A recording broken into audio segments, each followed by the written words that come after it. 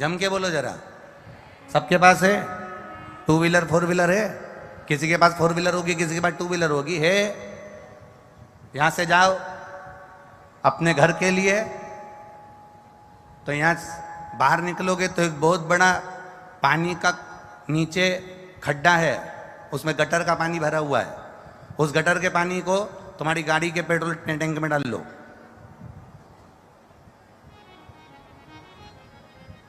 गाड़ी चलेगी? अरे बोलो जम के, नहीं चलेगी। गटर के पानी को 50 लाख की गाड़ी में डालो, गटर के पानी को, नाली के पानी को 25 लाख की गाड़ी में डालो, गटर के पानी को, नाली के पानी को 10 लाख की फोर व्हीलर गाड़ी में, 50,000 की टू व्हीलर गाड़ी में जरा डालकर देखना। तुम 50,000 की गाड़ी में, 10 लाख की गाड़ी में, 50 लाख की गाड़ी में जब तुम गटर का पानी नहीं डालते तो ये करोड़ों की गाड़ी में ये गंदा नाली का पानी क्यों डालते हो?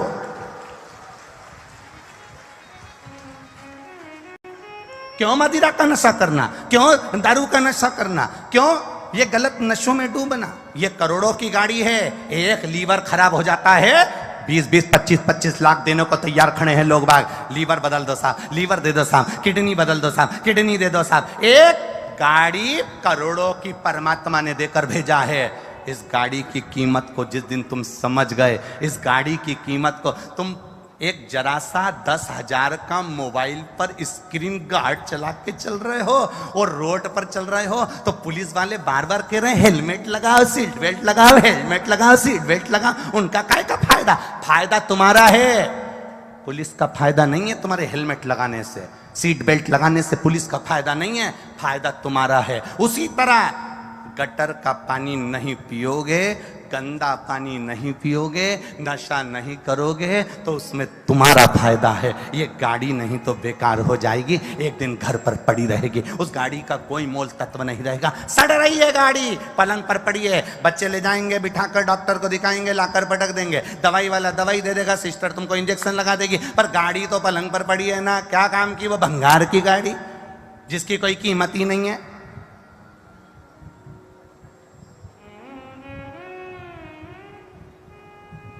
क्या करोगे इस गाड़ी की कीमत का?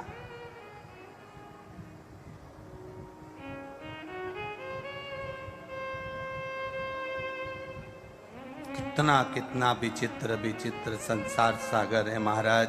माता के गर्भ से बच्चा बाहर निकले अगर टेढ़ा हो गया तो ऑपरेशन है, नाल में घूम गया तो ऑपरेशन है, गंदा पानी मुंह में चले गया तो ऑपरेशन है। परमात्मा भी बहुत बड़ा डॉक्टर है, वो भी तुम्हारा ऑपरेशन करने को तैयार बैठा है। तू गलती कर, टेढ़ा हो, तू संसार के बंधन में बंद, और तू बस मुंह में गंदा पानी गया और वो ऑपरेशन किया, करा उसने ऑपरेशन। सोचिए,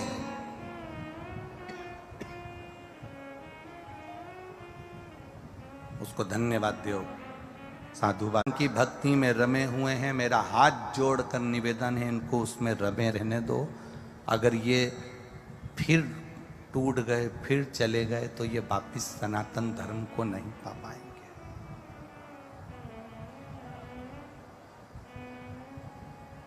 भक्ति करो। मेरे ओगड़दानी ने अविश्वास के कारण सती का त्याग किया था। ये त्याग शिव महापुराण की कथा है, इसमें त्याग हो।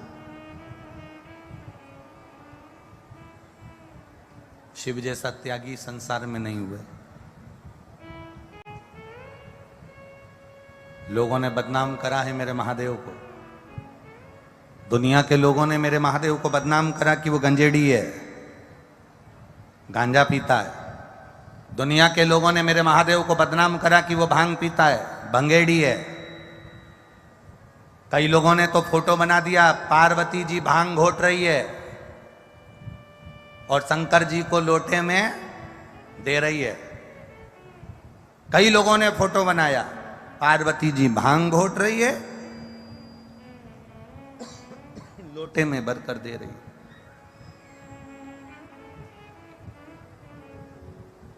आप में से कितनी माताएं बैठी हैं जो अपने पति को तंबाकू का गुटखा मल के देती हो? बोलो री बोलो, जरा जम के तो बोलो। इतनी बैठी है, लाखों की संख्या में आप लोग आए हो। ईमानदारी से बोलना, कितनी माताएं जो अपने पति को तंबाकू का गुटखा मल के देती होगी? लो खाओ।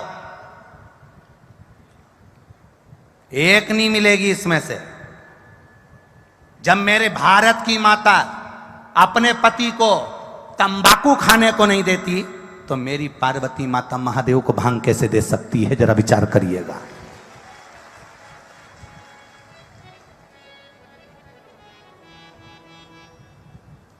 मेरी जगत जननी मां पार्वती भांग कैसे दे सकती है? तुम गलत सोच, गलत विचार, शिव को जाने ही नहीं लोग, शंकर को पहचान ही क्या कर रहे हैं? आज के जमाने में लोग शंकर को कहां पहचान रहे हैं? शंकर कौन, शिव कौन?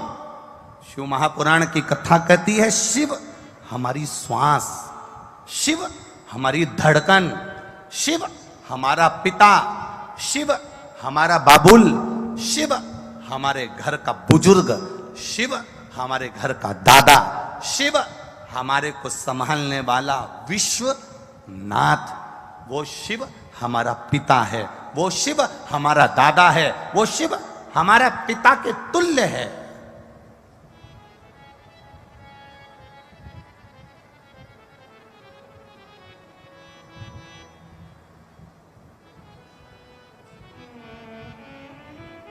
उसको पहचाना कहां लोगों ने?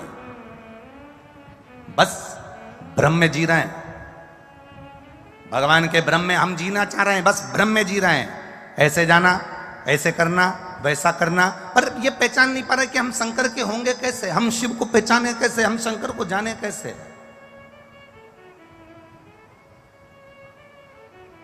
शिव की भक्ति को हम पाए कैसे? महाराज, चांदी की रकम काली पड़ जाती है ना, तो मेरी माताएं बड़ी समझदार है, उसको निकाल के और वो पाउडर से ऐसी ऐसी घिसती है, तो चांदी की रकम सही हो जाती है। तांबे का लोटा काला पड़ जाता है ना, तो उसको भी घिस देती है, तांबे का लोटा अच्छा हो जाता है। पीतल का बर्तन काला पड़ जाए तो माताएं उसको भी घिस देती है, बर्तन साफ हो जाता है। ये शिव महापुराण की कथा नहीं है। अलवर में ये पंडाल कथा का नहीं, जो हृदय, आत्मा, चित्त, मन जो काला पड़ गया, उसको इस पंडाल में जम के घिसा जाता है, जिससे वो अच्छा हो जाए। इस मन को साफ करने का एक मंझोटा है, एक स्थान है, जहां पर जैसे बर्तन के स्थान पर बर्तन साफ होता है, चांदी के स्थान पर चांदी साफ होती है, कपड़े के स्थान पर कपड़ा साफ होता है। शिव महापुराण की कथा का पंडाल इस आत्मा को साफ करने के लिए है, मन को साफ करने के लिए है, चित्त को साफ करने के लिए। सावन के महीने में कथा सुन रहे हो, आप शिव की भक्ति को जितना जितना जागृत करोगे ना, उतना उतना फल तुम्हारे जीवन में प्राप्त हो जाएगा। बारिश का समय चल रहा है, एक बेलपत्र आप अगर शंकर भगवान को रोज चढ़ाते हो, एक बेलपत्र शिव जी को रोज समर्पित करते हो, तो मन में एक संकल्प इस बारिश के मौसम में, इस सावन के महीने में एक संकल्प भी तुम्हारे भीतर आना चाहिए कि एक बेलपत्र अगर मैं शंकर भगवान को चढ़ाती हूं, मैं जिंदा हूं, तब तक तो देवादिदेव महादेव को बेलपत्र चढ़ाऊंगी, पर मेरे मरने के बाद मेरे बच्चों ने, मेरी बेटी ने, मेरे दामाद ने, मेरे बेटे ने, मेरी बहू ने, पोता पोती ने शंकर जी पे बेलपत्र नहीं चढ़ाई, तो मरने से पहले ऐसा काम कर जाना, जैसे बीमा कर कर जाते हो तो बीमे की रकम तुम्हारे घर के लोगों को मिलती है, जमा तुम करते हो, रकम तुम्हारे परिवार वालों को मिलती है, उन परिवार वालों का भला कर कर जाते हो, उसी तरह एक भला अपना भी कर कर जाना और संसार सागर का भी कर कर जाना। मेरे मरने के बाद बेलपत्र कौन चढ़ाएगा? इसलिए एक बेलपत्र का पेड़ लगा कर जाना, उस पेड़ की बेलपत्र कोई भी तोड़कर महादेव को चढ़ाएगा, फल तुझे ही मिलेगा। एक बेलपत्र का वृक्ष तुम भी लगा कर जाओ, उस बेलपत्र के पत्ते को कोई तोड़ेगा, शंकर पर चढ़ाएगा, फल मुझे मिलेगा। उस बेलपत्र के पत्ते को कोई तोड़ेगा, शिव को समर्पित करेगा, उसका फल मुझे मिलेगा। मैं चली भी गई, वृक्ष तो रहेगा, पेड़ तो रहेगा। श्रेष्ठ कर्म कर कर देखिए।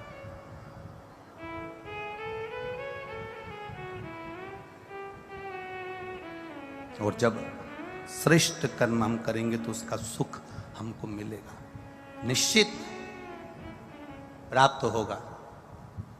ब्रह्मा और भगवान विष्णु के बीच की बात ये निकली कि पिता कौन है नारायण के।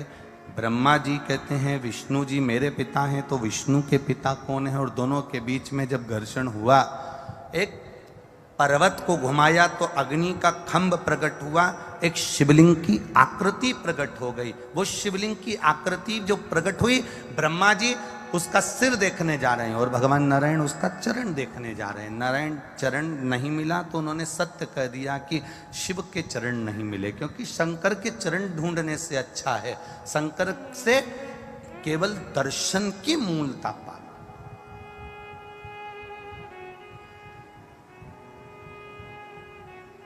दुनिया के बहुत लोग मिलेंगे तुमको ज्ञान देने वाले, बहुत, कई बार बहुत बहुत विद्वान भी मिलते हैं। एक शंकर जी की कथा सुनने वाला एक भगत था और वो गाजियाबाद का था। अब उस शंकर जी की कथा सुनता था, उसको शिव जी पर बड़ा विश्वास था, शंकर की भक्ति में बहुत रमा रहता था, बहुत। कम से कम उसने इस व्यासपीठ के सामने कम से कम ना करते हुए 50 कथाएं श्रवण करी हुई थी, इतना विश्वास था उस शंकर जी। अब उसको एक वो मिल गए, अब मैं उनका नाम नहीं लेना चाहता इस व्यासपीठ से, काय को लूं मैं किसी का भी नाम। तो वो उनकी किताब का प्रचार कर रहे थे, ठीक है, और प्रचार करते करते वो गाजियाबाद के वो लड़के से वो मिल गया। उनका शिष्य, और शिष्य मिलने के बाद उसने कहा कि भगवान तो है ही नहीं, और राम तो है ही नहीं, और कृष्ण तो है ही नहीं, और शंकर जी तो है ही नहीं, बस है तो हमारा जो गुरु जी है बस वो ही है, और वो ही सब कुछ है, और कुछ भी नहीं है। अब वो इतना ज्ञान दे, वो गाजियाबाद का लड़का।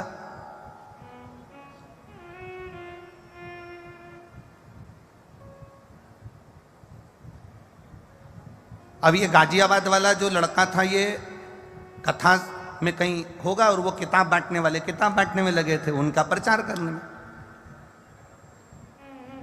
कि राम है ही नहीं, कृष्ण है ही नहीं, शिव है ही नहीं, बस वो ही है जो कुछ है। अब वो उसने कहीं बैठ के पूजन कर रहा होगा कंकर शंकर की, इतने में वो किताब बेचने वाला फिर आ गया, और वो आया और उसने आते से ही इसने लगाया था गाजियाबाद वाले ने दिया। अब दिया लगाया तो वो बाजू में बैठकर बोलने लगा, ये बताओ भगवान है? गाजियाबाद वाला बोला है। कहाँ है? के भीतर परमात्मा। सियोर वाला महाराज कहता कंकर में शंकर है। सारी समस्या का हल एक लोटा जल। तो उसने कहा, वो सियोर वाला तो हर कुछ बोलता है, उसमें कहाँ कल है। ठीक है, अब ये बताओ, हमारे गुरुजी कहते हैं ये तुमने जो दिया लगाया, ये दिया जलाया, इसमें जो ज्योति आई, वो ज्योति कहां से आई?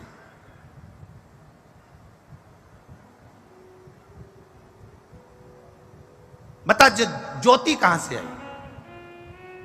जो तुमने ज्योति जलाई है दिए में, बाती में, ये ज्योति कहां से आई? बता।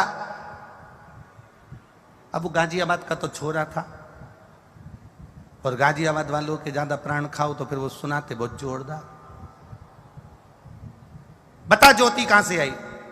अब वो दिया जला के बैठा था, उसने तुरंत फूंक मार दी। फूंक मारकर अब किससे पूछा, तू बता ये ज्योति कहां गई?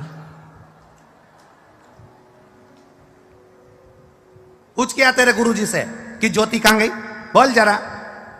अब बता, जल्दी बता, मेरा दिया बुझा है। बता ज्योति कहां गई, पकड़ लिया उसको, बता ज्योति कहां गई, ज्योति कहां से आई, ज्योति कहां से आई, इसने मार दी फूक, अब बता ज्योति कहां गई, जो हमारी फूक, बता ज्योति कहां गई, छोड़ा नहीं। उसने उसके कजन कहाँ मठ मंदिर आश्रम कहाँ फोन लगा दिया, और लगाया तो कि वो पूछ रहा है कि ज्योति कहां गई, तो कि हमें ही नहीं मालूम कहां गई।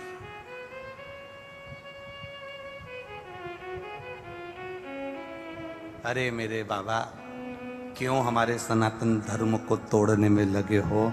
बड़ी मुश्किल से लोग जुड़ते हैं, इसको जोड़ो। ये ज्योति भी उस भोलेनाथ ने दी है, और लेने वाली उस ज्योति को भी भोलेनाथ ही है, इसलिए उसका नाम ज्योतिर्लिंग महादेव है।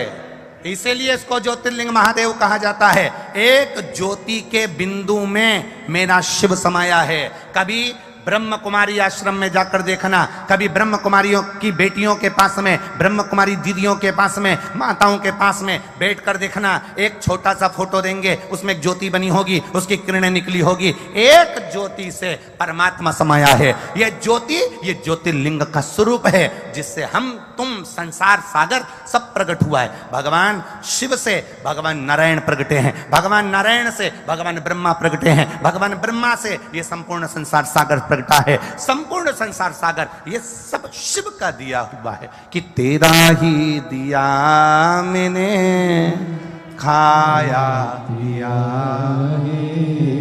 तेरा शुक्रिया, तेरा शुक्रिया। ये संपूर्ण ब्रह्मांड का सुख उसी का तो है। हमारा सुख है कहां? कहां है? ये तो उसकी पहचान है।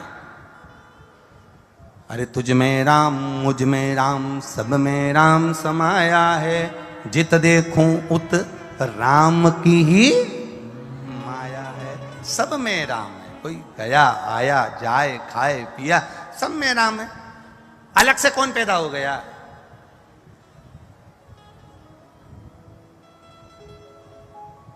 बड़े विचित्र लोग हो गए। राम जी को मत मानना, शंकर जी को मत मानना, कृष्ण जी को मत मानना, कावड़ का जल चढ़ाने मत जाना,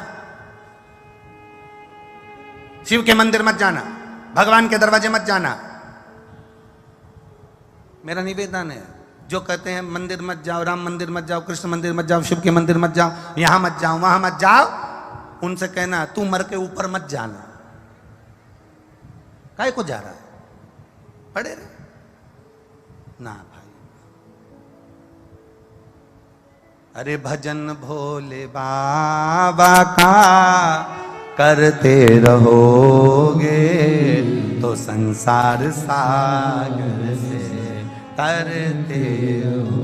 हम आपसे ये नहीं कहते कभी भी कि 24 घंटे मंदिर के अंदर बैठे रहना। हम आपसे कभी इस व्यासपीठ ने नहीं कहा कि तुम गंगा जी के घाट पर जाकर बैठ जाओ। इस व्यासपीठ ने आज तक नहीं कहा कि नर्मदा के घाट पर जाकर बैठ जाओ। इस व्यासपीठ ने आज तक नहीं कहा कि अपना घर छोड़ो, परिवार छोड़ो, कुटुंब छोड़ो, रिश्ते छोड़ो, नाते छोड़ो। हम किसी को छोड़ने की बात नहीं करते। हम तो एक ही बात कहते हैं, घर में रहो, लड़ाई भी हो जाए घर में तो भी छोड़कर मत जाओ। कितनी भी पति से तुम्हारा लड़ाई हो जाए, पति से कितना झगड़ा हो जाए, सास से कितनी भी लड़ाई हो जाए, घर मत छोड़ना। वो कितना ही के तू अपने बाप के घर जा, नहीं जाऊं और यहीं बैठूंगी, जा। पति के तेरे को मैं पकड़ के तेरे घर छोड़ जाऊंगा, पति इतने में कहते नहीं जाऊंगी, यहीं रहूंगी, जा। और अंदर जाओ, रसोई घर में कितना भी झगड़ा हो, आटे को अच्छी लपक के उसनो, क्योंकि तुम किसी को उसन तो सकती नहीं है, तो आटे पे अपना दम लगा लो। और आटे को दम के उसन के अच्छा देसी घी का 4 पराठा बना के टेबल पे रख के बढ़िया चकाचक खाओ। वो गाली बके बकने तो आग लगे बस्ती में, अपन रे मस्ती में खाओ चक से। काय को जाए वो के जा, नहीं जाऊं, यहीं छाती पे मूंग धनु पर नहीं जाऊं, जा, नहीं जाऊंगी।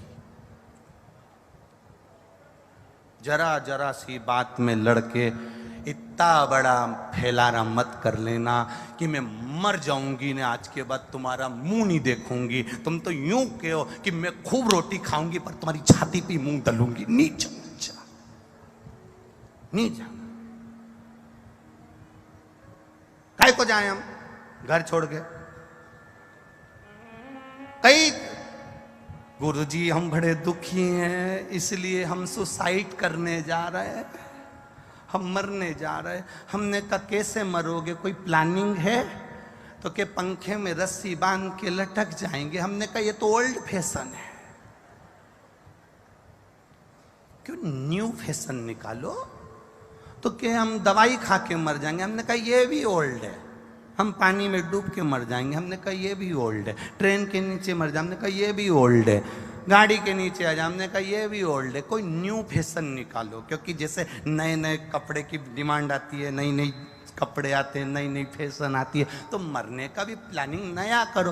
तो कि तुम बताओ कि नए तरीके से मरते कैसे? हमने कहा मरना तो सबको है, एक काम करो, जिस घर में रह रहे हो, जितने टेंशन में रह रहे हो, रहो, उसके साथ में शंकर भगवान का भजन करते रहो, शिव जी का स्मरण करते रहो, और जिस दिन तुम्हारी अंतिम श्वास आए तब तक उस शंकर का भजन करो। जब मरना ही है, मतलब मरना मतलब घर वालों से पीछा छुड़ाना, तो तुम एक काम करो ना, शंकर के भजन में लग जाओ, शिव की भक्ति में लग जाओ। घर में रहो, परिवार में रहो, पर भगवान की भक्ति में रमे रहो, बस उसके भजन में रमे रहो।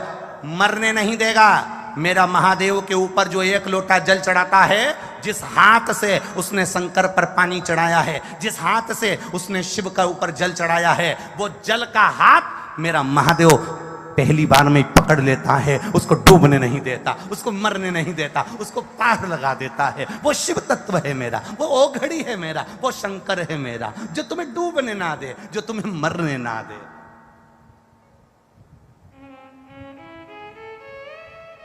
पकड़ लिया उसने हाथ तुम्हारा, पार लगा दिया उसने।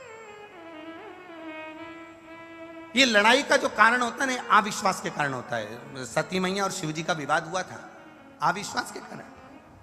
राम जी ने कह दिया, शंकर भगवान ने कह दिया, कथा सुनकर आ रहे थे और कथा सुनकर आते आते राम जी के दर्शन हो गए, राम जी का दर्शन हुआ, तो शिव जी ने कह दिया यही मेरे इष्ट देव है। सती ने पूछा इष्ट देव? हाँ। ये भगवान है? हाँ।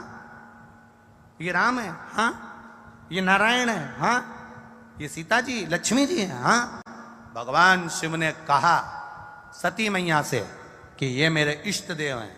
सती मैया ने शंकर जी के वचन पर विश्वास नहीं करा। जिस पत्नी का पति के वचन पर विश्वास नहीं होता और जिस पति का पत्नी के वचन पर विश्वास नहीं होता, उसी की लड़ाई अदालत तक जाती है। इसलिए पत्नी का पति के वचन पर और पति का पत्नी के वचन पर विश्वास होना जरूरी है। जब विश्वास दृढ़ होता है तो फिर ये युद्ध, ये विवाद त्याग में नहीं बदलता। जब विश्वास डिग जाता है, जब विश्वास अविश्वास हो जाता है, तब सती मैया का विश्वास प्रबल नहीं हुआ, तब जाकर शंकर भगवान ने सती का त्याग करा। त्याग कब होता है? जब विश्वास डिगता है। विश्वास खत्म मत होने देना।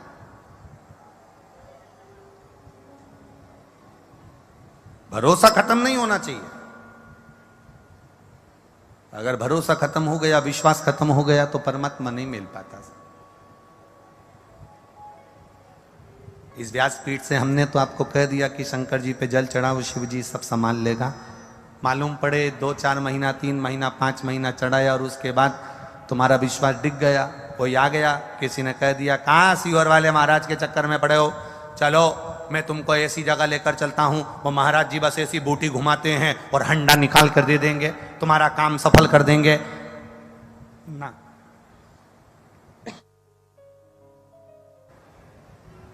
ये सब नहीं होता। किसी अंधविश्वास की ओर हमको नहीं जाना, किसी आडंबर की ओर हमको नहीं जाना। हम सनातन धर्म के पहरी हैं। सनातन धर्म के अंदर ना आडंबर होता है, ना अंधविश्वास होता है। सनातन धर्म में मूर्ति पूजन का प्रमाण है। शिव की आराधना करो, भगवान का भजन करो, कीर्तन करो, भगवान को अपना इष्ट मानकर उसकी आराधना में डूबो, उसकी भक्ति में डूबो।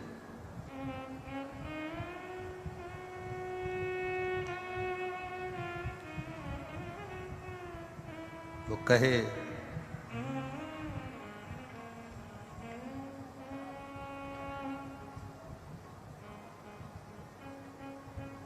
अपनी किस्मत का ताला, अपनी किस्मत का ताला तुम खोलते चलो।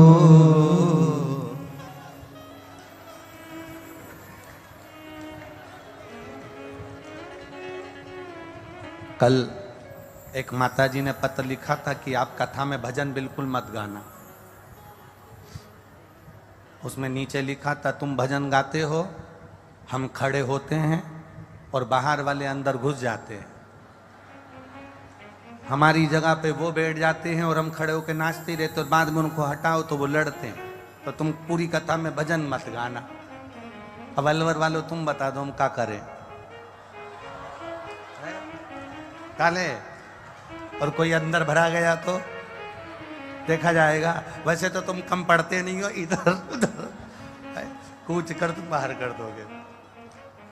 अरे श्री शिवाय नमस्तुभ्यं तुम बोलते चलो, श्री शिवाय नमस्तुभ्यं तुम बोलते चलो, श्री शिवाय नमस्तुभ्यं तुम बोलते चलो, श्री शिवाय नमस्तुभ्यं तुम बोलते चलो।